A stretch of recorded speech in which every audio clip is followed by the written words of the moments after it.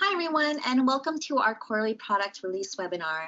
My name is Kathy, and I am the product marketing manager here at 7Geese. Over the last quarter, our product team has been hard at work building new features so that you can continue having great conversations using 7Geese.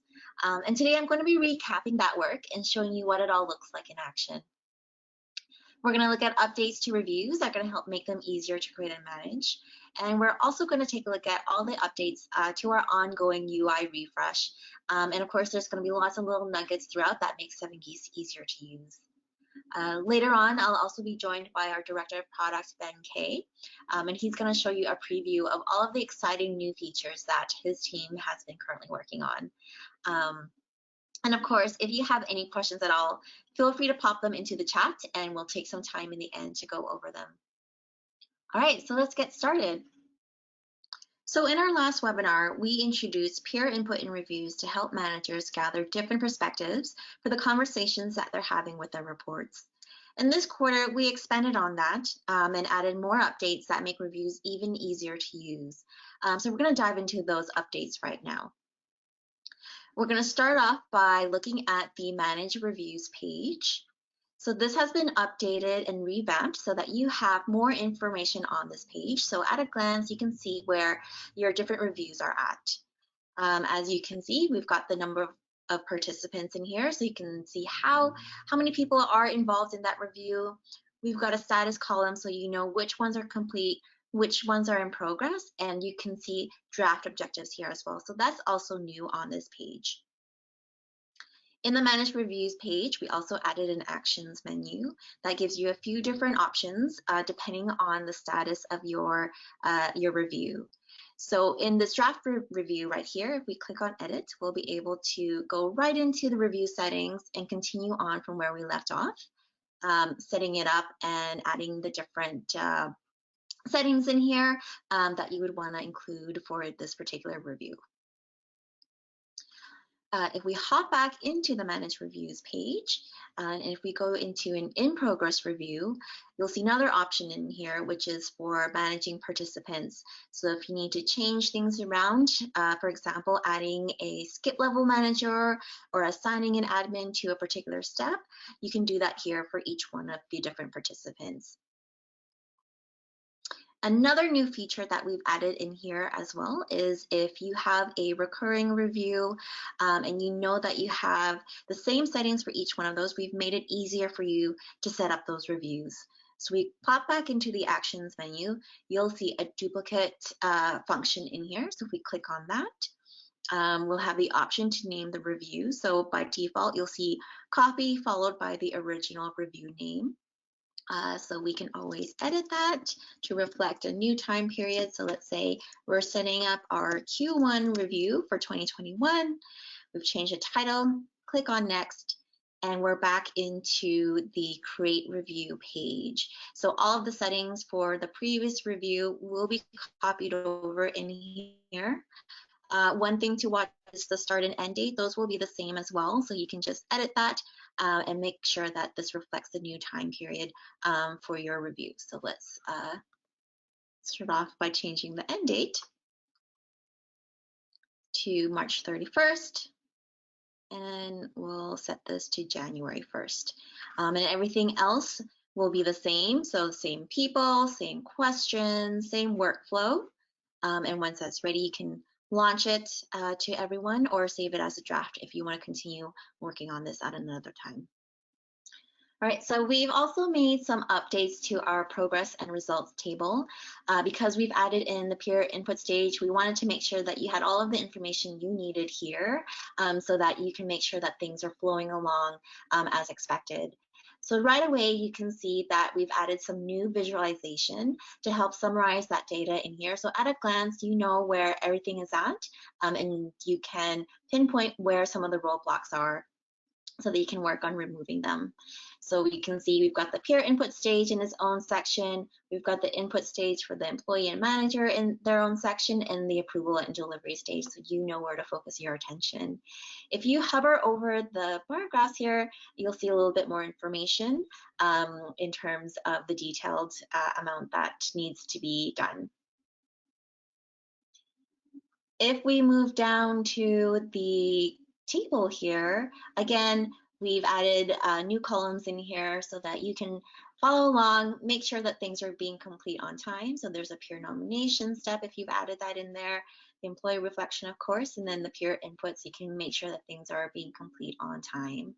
And if we go down even further, uh, we have all of the employees populated in this table. So that's brand new. We didn't have this before, where you could see all of the information for each employee in one table. So that's here to help guide where you want your attention to be to make sure that things are complete. And one last update for reviews. So we've added a new option in here for how you can select participants to include in your review. So previously you were able to select by the person, the department, or the location. And what we've added recently is to select people by their position. So if we scroll down to the bottom of this drop down, we'll see the different positions that people hold in your organization. So if I select HR coordinator, anyone who has that title is going to be selected to be included in this review. You can also search up positions as well, so you don't have to scroll all the way down. So we've looked up sales, and there's a couple of positions with that in their title, and I'm going to select product sales lead. So anyone with that title will be included in this review as well. All right, so that's it for our reviews updates. So up next, we're going to be talking about our UX updates. Now, since we've introduced a new look for 7Geese last year, we've been working to iterate and improve all of our pages to match that new look and to make it easier for you to find that information. And our big UX updates for last quarter was for our new profile page. So let's take a look at that.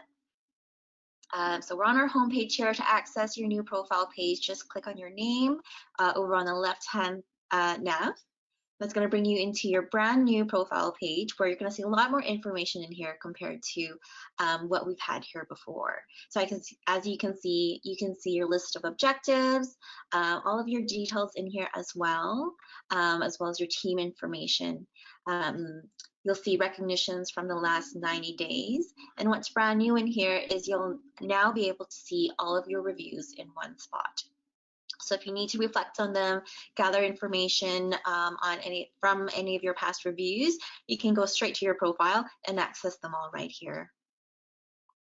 What's also new is that when you're looking at another profile, so let's say we're looking at Hank's profile right now, there's a new menu in here, so you can take an action directly on Hank's profile page. So you can recognize him, you can request feedback for him, and you can schedule a one-on-one. So it makes it really easy for you to make sure that all of these tasks are done all in one spot. And lastly, we are excited to announce that we have finished rolling out the left side navigation. Everyone has access to it now. Last year when we did our 7Geese refresh, we did a slow rollout of the left side navigation to give everyone an opportunity to check it out and get used to it. And now it's available for everyone. We're hoping that the left side navigation brings more consistency to everyone's experience. And we're also going to be building new products, and that helps us showcase those products for you as well. So it's in easy to access spots. So we hope you like it, and we're looking forward to providing even more features for you now that we have this brand new navigation. All right, so those were our big updates of Q4, but we do have a couple of other little updates that I wanted to go over as well. These are quick wins that will help you have a better experience in 7Geese. All right, so let's start off by talking about feedback. So this is a very common request that we've received in the past, and now you're able to remove responders from a feedback request. So if you've accidentally added someone into your feedback request, or if they're no longer required to answer, you can easily remove them. So if we go into an example here and click add or remove responders, you'll see the list of people that you can remove. So let's say we're removing Blake from this. One thing to keep in mind is if they've already responded, you won't be able to remove them. So if they haven't submitted anything yet, you can still remove them. So we've chosen Blake here. We're going to click confirm. He'll be removed from the feedback request, and he'll also be notified just so that he's kept in the loop and is aware that he has been removed from the feedback request. You can also do this for peer input in reviews. So if we quickly move on over in here, so let's take a look at an example. We click into this review here. And if we go into the actions menu, you'll see the option add or remove peers. So if we click on that, it'll be similar to the feedback request. Let's remove Alex from this feedback, and we can click confirm. And you will see an update confirming that the person has been removed. So now we've only got one peer input that we're waiting on. Okay, so now we're going to talk about company and team surveys. So we've made a small change in here so that it's easier for you to access surveys that you have visibility rights into, but are not a participant. Previously, you could only access them through the email that you were sent when you were shared that information. But now you can see a list of those surveys in the company and team section in this table over here. So if we take a look at these two top ones, you have visibility rights into them, and you can tell with these icons. And if you hover over it, it'll confirm that you have viewing rights.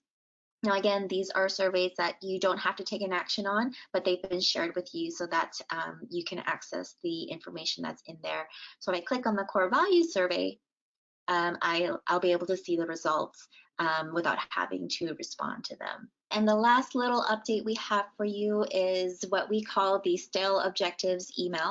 So if your report hasn't updated their objectives in over 2 weeks, you'll get a reminder letting you know, and it'll give you the option to nudge them. So if we take a look at this, we've got Alex here who's got a couple of objectives that he hasn't checked into in a while. So there's a button here that we can click on to remind him. That's going to bring you into 7Geese, and it's going to confirm that the reminder has been sent. All right, and then Alex will get an email reminder nudging him and letting him know that his manager has requested an update. So it's just an easy way to make sure that you're getting the updates that you need and to keep everybody on track. So those are all of our updates from Q4. I'm so excited to have shared that with you all. We're going to be switching gears a little bit, and I'm going to hand it on over to Ben, who is our Director of Product, and he's going to go over a preview of some of the things that his team is working on that you can expect to see in the platform coming up soon. Thank you, Kathy. Lots of amazing innovation over the last quarter. We're also continuing to innovate coming into 2021. So the first thing I wanted to show you is our new acknowledgement step as part of a review. So really simple idea. A lot of people have told us that they want a final acknowledgement as part of a review after the one-on-one to say from both the employee and the manager that yes, they have seen the review, yes, they did talk about it. So you as a admin now have this extra button as part of the launcher, which is the acknowledgement from the employee and manager to finalize the review. When you click on that, you can rename it to whatever you want. In this case, I'm going to call it acknowledge. And I would just fire that off and launch the review process as I would any other time. When both people have responded, for both the manager and the employee have answered, you will get to this screen. And I, as the manager, can say, yeah, I've read this and acknowledged the content of this review. I've acknowledged it. It gives me a timestamp of when that happened. But the review will not complete, will not move forward until both people have actually acknowledged the review. You will get, the employee and the manager will both get notifications, will both get home cards, reminding them that they are supposed to acknowledge the review in order to complete it. And again, this is just another way to track compliance as part of a review, completely optional, but a critical and important part for many organizations as part of their review process. I'd like to switch gears quickly and talk to you a little bit about where we're going and where some of our big investments coming into 2021. Firstly, before I jump into that, I just wanted to reset with this visualization, something that we talk about an awful lot. This is our view of what we think about as the organizational universe. On one side, you have business and business results, strategy, purpose. The other side, you have the employee, right? How do you give them purpose? How do you give them happiness? How do you get them engaged in the workplace? So you have your business operating system and you have your people operating system. It's our belief at 7Geese that the tools that you use to manage your business and drive results with your business are actually the same as the tools that you use to create employee happiness and employee engagement and keep your employees engaged into the work that they're doing. And obviously that is performance management, right? Those tools are having things like clear objectives, transparent objectives. They are having data-backed reviews. They are having continuous and ongoing feedback. They're having public recognitions when people do great, making sure that's a real social moment for the organization to create cohesion. They're having making sure that managers and employees have one-on-ones on a really frequent basis so that employees feel coached and heard and listened to. Now, the problem that all of these tools are trying to solve at the end of the day is what we call a communication gap. And this communication gap is really acute it exists from the leadership team down to the organization. It exists across different functional groups within the organization. But oftentimes the most painful communication gap is actually between a team itself, so between a manager and the employee. And one of the areas that we've identified as a massive problem area is a communication gap around expectations and assessments. This is where we've put some time, effort, and product resources to try and help solve. That communication gap around assessments happens in a few areas. First of all, there needs to be clear and transparent expectations of what people are going to be assessed on, right? As part of a review, as part of a performance review, what are the ratings going to be? What are the assessments going to be? And making those very clear and making them very transparent is often a very big gap in organizations. People end up being surprised about what the expectations are for their role. From there, we want to enable really good performance conversations. How did somebody perform against those expectations? Next up, we have a growth conversation. So there are gaps between performance and expectations. What are the opportunities, and how are those growth opportunities going to be executed? And lastly, we have a way to track those actions over time to make sure that they're actually being delivered. So as we think about ratings and we think about assessments, we think about using those to have better conversations, we have a few things that we've been trying to deliver on. First of all, we want to make assessments and ratings very transparent to the organization. We don't feel that this should be a secret. Instead, from the very beginning, both employee, manager, and every leader should know exactly why and how they're going to be assessed. We want to allow an employee's rating to be tracked over time. So one thing we've noticed is that what happened last year often isn't correlated to what's happening today. We want to make sure that there is a string across time for an employee's ratings.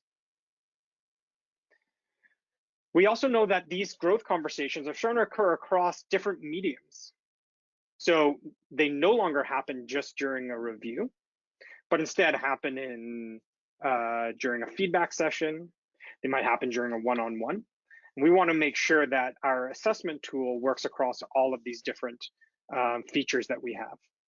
And lastly, we want to make sure that admins have the tool to leverage these assessments in order to remove bias and give better coaching to employees. So I'm going to sneak preview a few of the things that we've been working on. First of all, this is our new rating screen. You can see that we have both basic ratings, which are flat. You can see you can create a rating name, a question prompt, a description, and create a scale. Very straightforward ratings. We call these basic ratings. But we also are investing in what we call calculated ratings, which takes a weighted average of basic ratings to create an Uber rating. So in this case, performance delivers high quality and quantity, change in innovation, and effective communication to make a single score for performance based on the weighted average of those three ratings.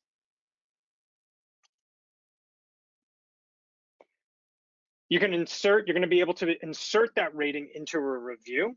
You can see here, you can use the similar system that we use today to insert a topic or insert a performance activity. You can insert a rating here. Both employee and manager will be able to answer that rating, or just the employee, or just the manager, however you want to do. We're also investing in visualizations of that rating. So this is a single dimensional visualization. So you can see both the employee response as well as a manager response and compare how those two are being rated. You'll also see that you can filter by a whole bunch of different things, whether it's by manager, by functional group, all sorts of different ways that you can see how people are being rated, the shape of ratings. The other interesting visualization is what we call multidimensional visualizations. Oftentimes these are called 9-box. So you can plot two ratings. In this case, we've done potential and performance. And you can see where people are plotted in this graph. And the reason why people want to use a multidimensional visualization is to make sure that those who are in kind of the big quadrants are being coached effectively. So the people in that top right quadrant, you want to give them stretch opportunities. You want to try and guide them to their next role. They're the people who are performing really well, have tons of potential, right? The people in the bottom left, you're going to coach in a very, very different way. Obviously, as you click on each of those, you'll be able to see who is in those to be able to have those performance conversations. You'll also see, if we zoom in, that we have what we call a theater mode, so that if you want to present this, it blows up and it's very easy to present on a bigger screen. So that's just a quick sneak preview of the assessment work that we'll be releasing not too distant future. So we want to make assessments and ratings transparent. So we want to make sure that everyone is very aware of how they will be assessed as part of a performance review, however that performance review is being done. We want to make sure an employee's rating is being tracked over time. We want to make sure that growth conversations that occur in different mediums, whether that's feedback, whether that's one-on-ones, that those are also being captured as part of the assessment work that we're doing. So I think what you will see is that same form that we just gave in reviews will happen in feedback and one-on-ones as well. And lastly, we're going to build up more and more visualizations that'll help remove bias, help with calibration, and ensure that people are getting the correct coaching. So that is assessments. We're now going to open it up. I think there's been some questions in the question box that have been asked. Kathy is going to read those out. If you have any questions, just put them in there. I'd be happy to answer, whether they're about this specifically or whether they're about any of the items that we went through today, or even just general questions. Happy to answer. Right. Thanks, Ben, for going through that. I think there's already been quite a few or some interest in ratings. So really looking forward to seeing that in the platform soon. So we do have some questions. We're going to backtrack a little bit and go in order. So we have a question about reviews. So Mhm. can selected peers ask to opt out of a review directly in 7Geese? For example, if they get assigned a peer review but don't feel they know the reviewee well enough to review them. Yeah, for sure. So what we didn't want to do was, yeah, force people to have to respond to a review. Um, what we've put in place is a due date for peer feedback. So we enforce the due date. If you miss the due date, then that feedback is closed.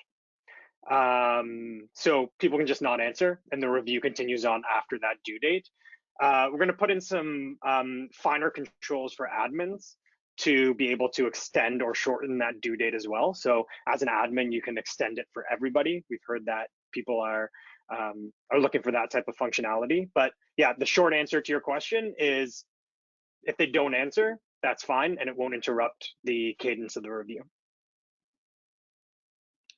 All right, so another question related to that, is there any way to actively send reminders to peers to finish their reviews besides the system defined email? Unfortunately, there isn't. One thing that we have to do, one thing that we have and that we're starting to work on is auto reminders in feedback. So we actually use our feedback tool to power the peer feedback in reviews. And one of the things that we have in our queue is to create an auto reminder for feedback. So when that's integrated, you'll be able to, again, fine tune those reminders as part of peer feedback.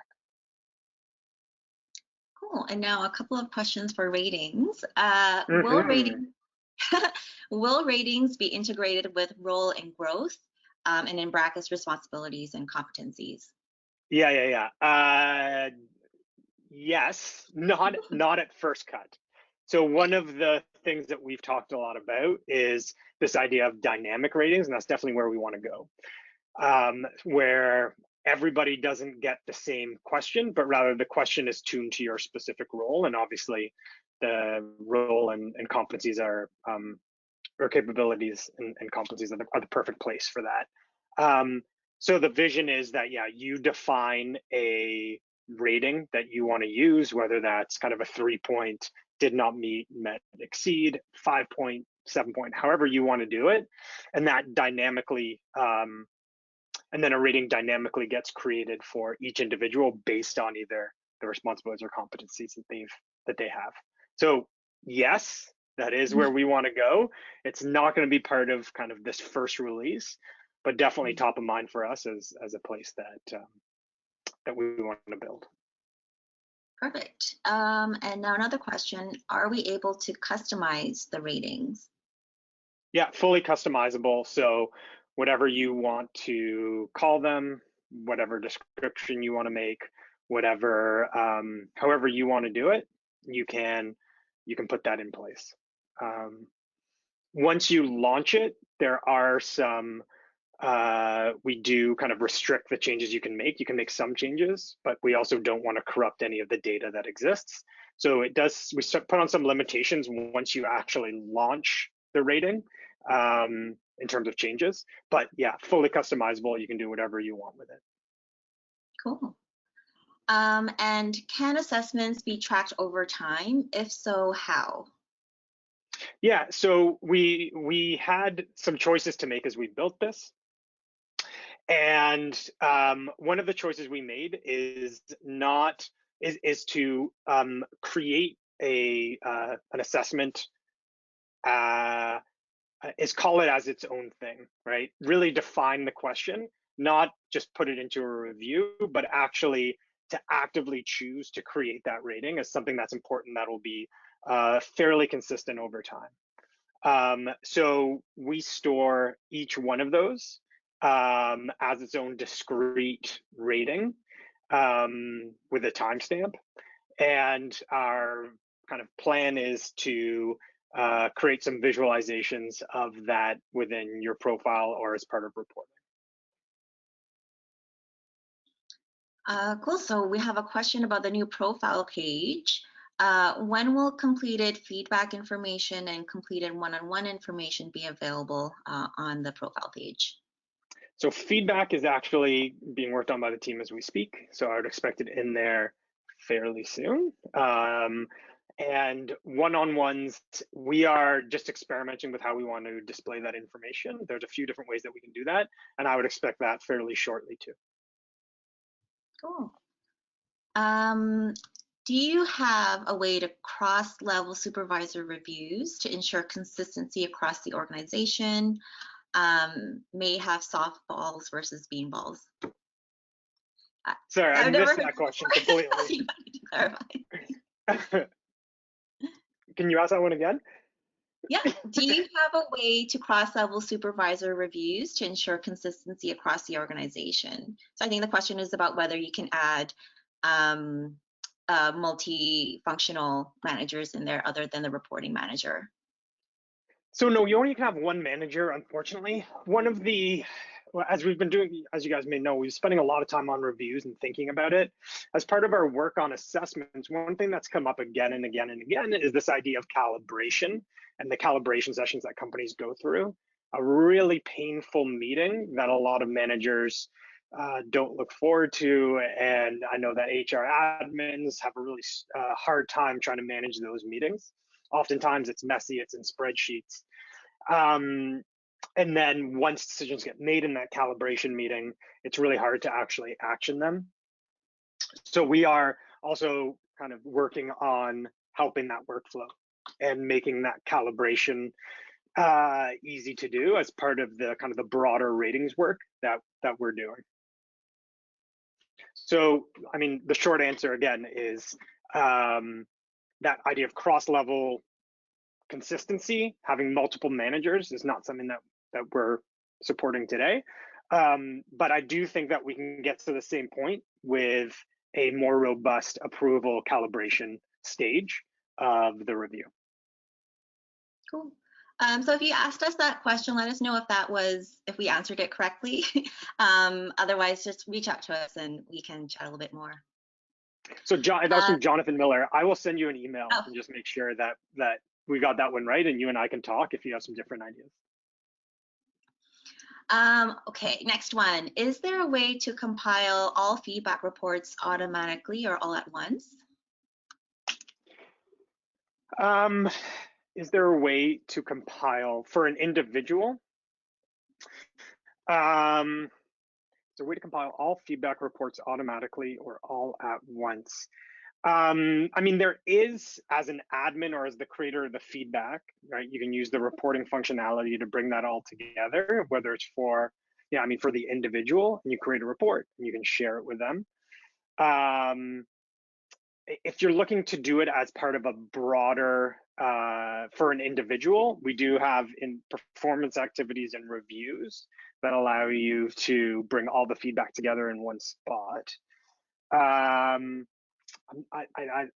Again, like I can reach out to you. That's from Madison Beckley, and you and I can talk a little bit more about that use case and what you're looking to do and whether we can actually solve that. So there's a few different ways to do it, but you might be thinking of something a little bit differently. Just a couple of more questions. I know we're a little bit over time.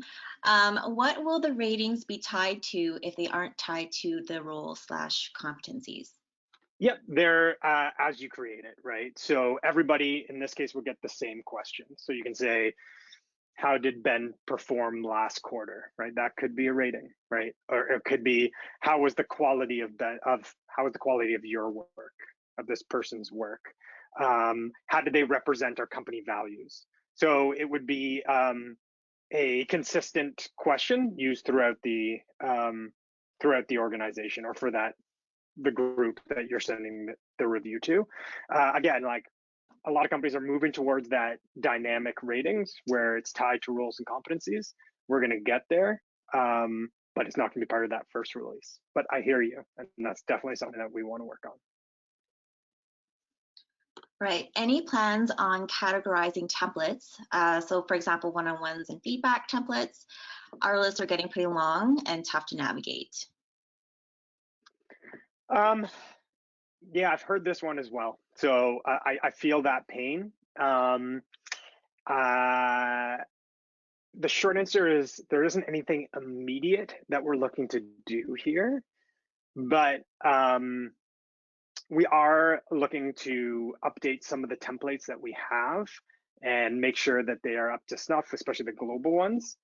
Um, Unfortunately, the short answer is nothing immediate, but I'll definitely put this one down as an ask and something that we can track and look to improve as we kind of circle back on this stuff. All right, and then we have, do you think second level approvers will be added to feedback requests in future releases? Again, like would love to understand more about this one. So we do have second level approvers as part of a review, but not as part of feedback. With the peer feedback and reviews that we released in Q4 last year, that is a workflow that you can actually create as part of reviews, where you just have the peer feedback and the manager respond and use that as a driver if that's a really important workflow for you. So I do think we actually do support that today. Again, Andrew, I can reach out to you and I can show you how that could potentially work and whether that would solve your problem. Cool, so Madison and Jonathan did reach out with more context on their questions. So if we could go through that. Madison said for her question, she launches for the entire team. Having to compile for each individual is a lot. So that's regarding the feedback. Right. Right. So my recommendation there is to push the I get that. That does sound like a lot, right? So my recommendation would be to push that down to the manager. You guys do have a kind of a manager structure in your organization, then the manager is responsible for that feedback. I think there's a couple of good things that happen there. One is that puts a bit of an onus on the manager to actually kind of understand that feedback, internalize that feedback, and coach to that feedback. Have the potentially positive conversation with their employee, grow that relationship. And I think it's I mean, as a manager myself, I mean, that's a pretty critical thing that we can push to managers. I'm sure your use case might be slightly different. That would be the solution, would be get the managers to actually launch the review and launch the feedback and own that feedback as part of a review. Just launch the feedback and own sharing it creating the report and sharing it with their employee. All right, so a follow-up for Jonathan's question about the cross-functional managers for reviews. So the idea is that an organization may have a manager that grades tough and a different one grades easy. Could have employees in the organization performing to the same real level, but one group is graded lower than the other. Could create moral. 100%. Yeah, and we hear about this all the time. So there's two solutions to this problem that we're putting in place. So I talked about transparency of assessments and ratings quite a bit. It's really important that everyone is very clear about what the behaviors are that represent each type of rating or assessment, right? What does behavior of a exceed look like? What does the behavior of a met look like? And defining those very specifically for your organization and being very clear and public, not just during review time, but in the lead up to review time, training on that and making sure people have a very clear understanding. That doesn't mean that gets rid of bias, but that's at least a starting point to get there. The other thing that we're going to be supporting, as I said, is calibration. So having a calibration session where managers push each other and ask questions and challenge each other about the ratings that they've been given is often a very difficult conversation, but a really important one to make sure that, that people are grading in the same way. And also you're getting another point of view on a employee's performance. I don't think our tool does a great job of supporting that. We do have the approval stage, but we don't necessarily actively support calibration. That's something that we're going to be doing. And making sure that those calibration sessions, when they happen, they're really easy to manage and they're also data rich so that you have the right information at your fingertips to be able to make good decisions and have better conversations. All right, that's it for questions. Just a couple of people thanking Ben. I know you're a bit in a hot seat today with some pretty tough questions. I'll say. Yeah, so that's it for the Q&A. Thank you, Ben, for joining us today, and thank you everyone for joining our webinar, and we'll see you again next time. Thank you very much.